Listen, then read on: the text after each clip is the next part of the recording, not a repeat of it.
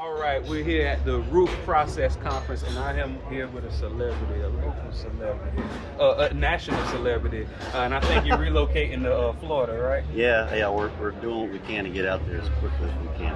Just in case anybody's been on a rock, can you tell people who you are, what you do, and how long you do it? I'm Matt Mulholland. I commonly talk about bullshit in the insurance industry. I have a YouTube channel called Listen to This Bull and a school called the National Claims Institute. So I'm come from the public adjusting world, was a roofer before that. Now I'm in education.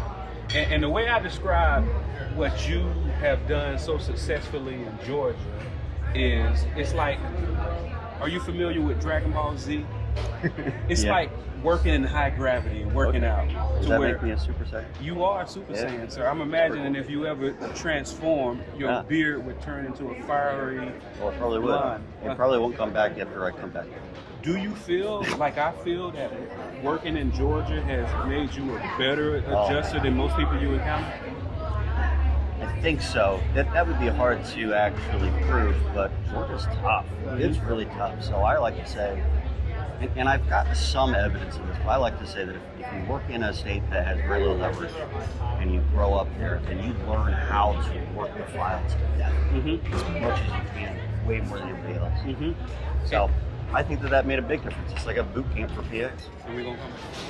All right, and guess what? I'm in content creation, but I don't really care that much about continuity because we were at the line of registration and we got up, but we're still going. But we were saying that your beard turns into a fiery blonde whenever you get on a claim. Oh, it definitely happens. And if you get too close to the policy, it'll catch on fire. It's really a pain in the ass. And another cause of loss, right? So, all right. So, what made you transition from being the owner and operator of a successful public adjusting company to now starting up a school? Well, I've always enjoyed the education side. I've been doing the podcast for a while. I've been helping people because of that podcast. People reach out to me and ask me to collaborate with them.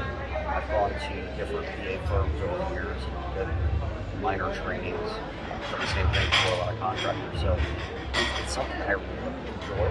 And I've always wanted to move into education. And I was offered an opportunity to jump into something big. The National Claims System is not just me. It's several major companies and firms that are a conglomerate. A conglomerate. Yeah, I don't know what that actually is. I want to say that if a conglomerate is what I think it is, and that's what we are. But I can say the same thing about being a union. This is an aggregate of multiple nomenclatures. Right. All right, so, all right, and like I said, you linked up with some good people, and from what I heard, whenever I used to work in like the corporate world, it seemed like every time I got to a new position, they would say it used to be good, but now it's not so good. That's an interesting idea. Now it seems like in the public adjuster world, it's saying it used to be terrible. Not all of the big guys are sharing information. Do you agree with that? Okay, from that perspective, yeah. In the PA world, there's definitely a lot more collaborative mindset. People are willing to share way more than ever before. I think it's our generation that's coming into it. It's always been very open. In the past, it was very closed-minded. People didn't want to talk to their competitors. It's very competitive. But at the same time, the claims have gotten more difficult than they used to be. It used to be very simple. Now every policy is so different. And they say no a lot more often. Many more firms, many more carriers are using the McKinsey model. And it can be very tough to get around. So, yeah, I think that we had to get that way. Yeah. This is the first time I've thought about that, though. That's a really good point. Yeah. And so, because one of the first classes I attended was the boot camp put on by Kyle and Sean Hines and Mel. And then, I started going to other camps. Are you familiar with Kyle's boot camp?